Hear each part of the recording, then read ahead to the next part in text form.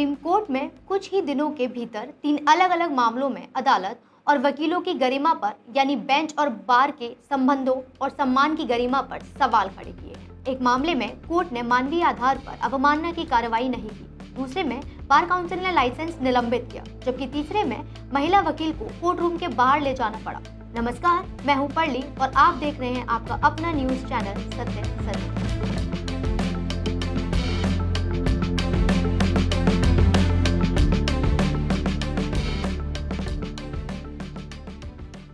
Supreme court में लगातार 3 घटनाएं सामने आई।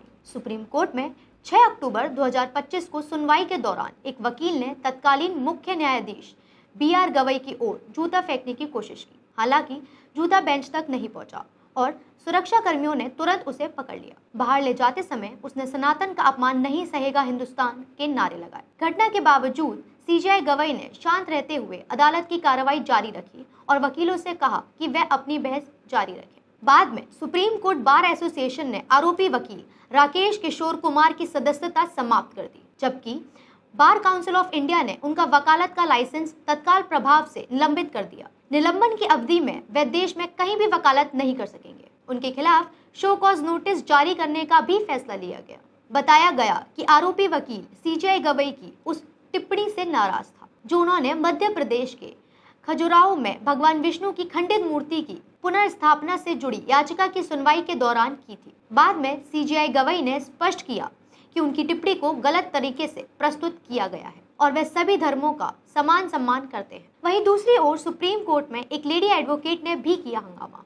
CJ सूर्यकांत की कोर्ट में 3 दिसंबर 2025 को महिला वकील ने किया हंगामा। सुप्रीम कोर्ट में उस समय तनावपूर्ण स्थिति बन गई जब मुख्य न्यायाधीश जस्टिस सूर्यकांत, जस्टिस उज्जवल भुइयां और जस्टिस NK सिंह की पीठ सुनवाई कर रही थी। इसी दौरान एक महिला वकील ने ऐसा मामला जोर जोर से उठाना शुरू कर दिया जो उस दिन की कॉज लिस्ट में शामिल ही नहीं था। महिला वकील ने आरोप लगाया कि उनकी एक करीबी दोस्त की दिल्ली के एक गेस्ट हाउस में हत्या कर दी गई थी और अब उसी पुलिस अधिकारी को जांच अधिकारी बना दिया गया है जिसने पहले FIR दर्ज करने से इनकार किया था। मुख्य न्यायाधीश ने उन्हें समझाया कि अदालत की एक निर्धारित प्रक्रिया होती है और उन्हें उचित तरीके से याचिका दाखिल करनी होगी। इस पर महिला वकील ने कहा, मैं डिप्रेशन में हूँ, मैं याचिका दाखिल कर दूंगी। इसके बावजूद वह अदालत छोड़ने के लिए तैयार ही नहीं हुई और लगातार अपनी बात रखती रही। कई बार समझाने के बाद अदालत ने वहां मौजूद एक वरिष्ठ वकील से उनकी सहायता करने को कहा, लेकिन महिला वकील लगातार बोलती रही,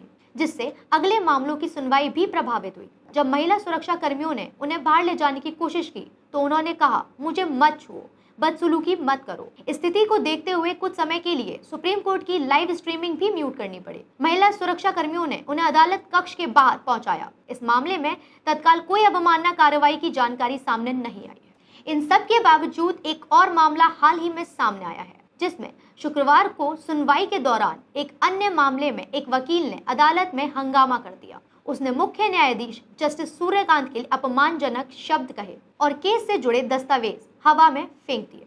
उस समय CJI कोर्ट रूम में मौजूद नहीं थे। यह घटना जस्टिस KV विश्वनाथन और जस्टिस आलोक आराधे के बेंच के सामने हुई। यह मामला इलाहाबाद हाईकोर्ट के आदेश के खिलाफ दायर याचिका से जुड़ा था। याचिकाकर्ता प्रबल प्रताप स्वयं अपना पक्ष रखने पहुंचे थे। सुनवाई के दौरान उन्होंने जजों को न्यायिक नौकर कहा, अदालत को निर्देश देने की कोशिश भी की और लखनऊ के विकास नगर के SCP के खिलाफ FIR दर्ज करने का आदेश देने की मांग की। जब जजों ने पूछा कि क्या वे अदालत को आदेश दे रहे हैं तो वे और अधिक नाराज हो गए। उन्होंने केस के सभी दस्तावेज हवा में फेंक दिए। बाहर ले जाते समय उन्होंने CJI के लिए भी अपमानजनक भाषा का इस्तेमाल किया। इतनी गंभीर घटना के बावजूद सुप्रीम कोर्ट ने उनकी मानसिक और शारीरिक स्थिति को देखते हुए उनके खिलाफ कोई अदालत अवमानना की कार्रवाई नहीं की।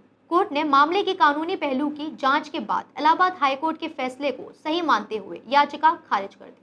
हालांकि अदालत ने स्पष्ट किया कि यदि किसी वकील का आचरण पेशे की गरिमा के खिलाफ पाया जाता है तो एडवोकेट्स एक्ट 1961 के तहत बार काउंसिल उसके खिलाफ चेतावनी, निलंबन या लाइसेंस रद्द करने जैसी कार्रवाई कर सकती है। तीनों घटनाओं में अदालत के भीतर ऐसा व्यवहार देखने को मिला जिससे न्यायपालिका की गरिमा प्रभावित हो सकती है। कोर्ट की अवमानना अधिनियम 1971 के अनुसार यदि कोई व्यक्ति अदालत का अपमान करता है, न्यायाधीशों का अनादर करता है या न्यायिक कार्रवाई में बाधा डालता है तो इसे आपराधिक अवमानना माना जा सकता है। सवाल ये है कि आखिर क्यों जनता इस तरीके से न्यायपालिका के प्रति ऐसा व्यवहार कर रही है, इस पर भी शोध की आवश्यकता है। आपकी इस खबर पर क्या राय है, हमें कमेंट्स में जरूर बताएं और ऐसी ही खबरों के लिए हमारे साथ जुड़े रहें। लाइक, कमेंट और शेयर करना ना भूलें। धन्यवाद। जय हिंद।